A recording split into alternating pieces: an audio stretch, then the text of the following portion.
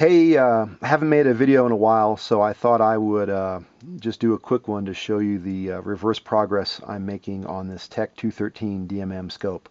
So this is a mini portable oscilloscope that Tektronix used to make. My hand kind of shows you how small it is. So I bought this off of eBay inexpensively, and I've got a couple of these mini scopes in the 200 series. And usually what's going wrong with them is just that the NiCad battery pack corrodes. So there's actually, in this model, there's two D cells that sit in this cavity here. Some of the other models that I have use 8 AA NiCad batteries. So anyway, I put together a quick replacement pack, and I got the thing fired up. But my success was pretty short-lived because I heard a hissing noise, and the intensity on the display kind of faded out.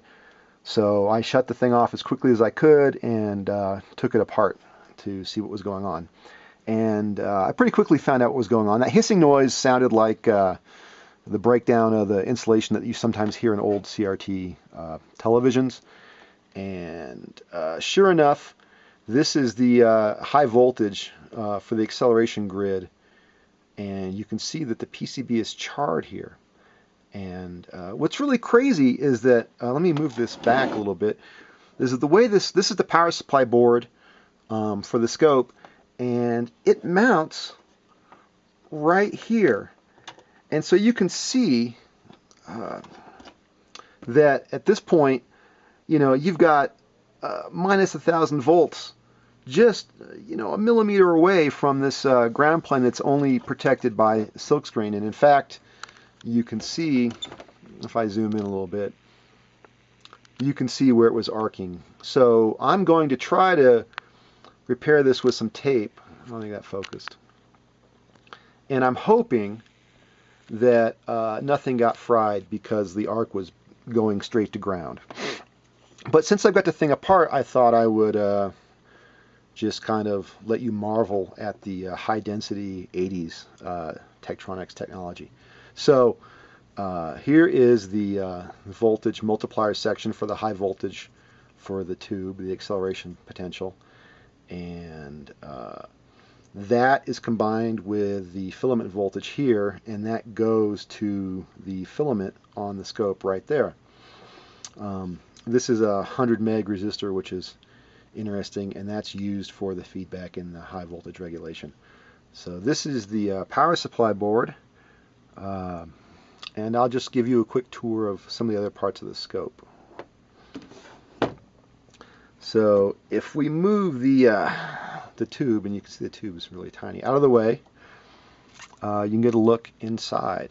So this thing is packed. There is 1, 2, 3, 4, 5 boards, and they basically surround the CRT. So I'm not going to go into too much detail here. There's a crazy looking package here. It's a custom chip, I believe, right there.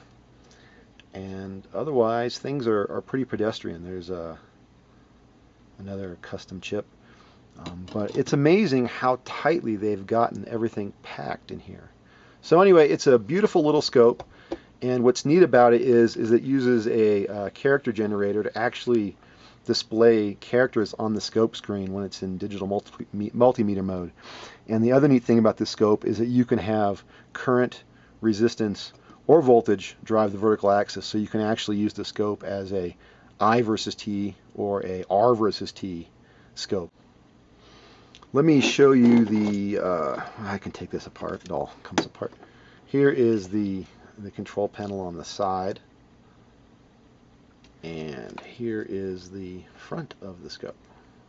So you can see that it has a DMM mode as well as voltage, milliamps, and ohms for the selector. So anyway, I'm going to clean up this charred board here and maybe seal it off with a little RTV. And I'll put some tape over the ground plane down here and put everything back together and cross my fingers. So that's all. Thanks.